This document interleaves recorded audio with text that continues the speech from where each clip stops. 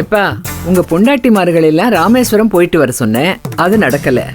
பிறகு கோவில்ல பூஜை போட்டுட்டு வந்தா நம்ம பிரச்சனை எல்லாம் தீரும்னு நம்பி அதுக்கு ஏற்பாடு பண்ணோம், அதுவும் நடக்காம போயிடுச்சு.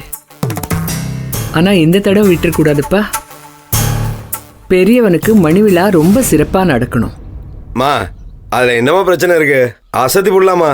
நீ எப்படி ஆசைப்படுறியோ அதே மாதிரி செஞ்சிருவோம், சரியா? ஞானம், நம்ம காசை வாரி இறைச்சி ரொம்ப செலவு பண்றது பத்தி சொல்லலப்பா. ஊரே வந்து நிக்கிறப்ப நம்ம குடும்பத்துக்குள்ள பூசலும் கூசலும் இருக்கக்கூடாது.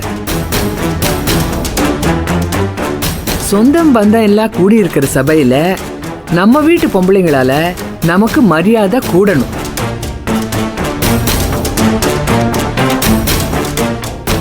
சக்தி, உனக்கு விளங்குதாப்பா? என்னப்பா பாக்குற? வீட்டை விட்டு வெளியே போய் நம்மளை அசிங்கப்படுத்தினதே அவங்க தானே. இப்ப அவளுக்கு தானே அதை சரிப்படுத்தணும். இவளுகளா வீட்டை விட்டு வெளியே போனாங்க? இப்படி மாறி போய் அடக்க உடக்கமா நிக்கிறாங்கன்னு வர்றவங்க பூரா ஆச்சரியப்படணும். அவளுக அப்படி நடந்துக்கணும். சுத்தம்.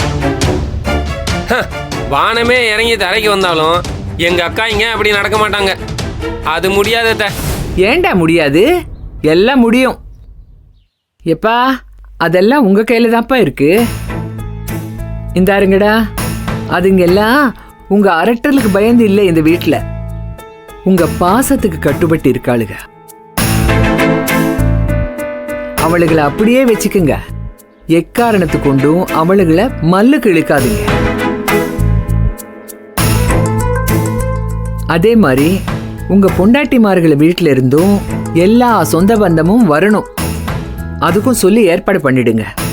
இதுல ஒரு குறையும் வராம நல்லபடியா நடத்தி கொடுத்துடுங்க. என்ன?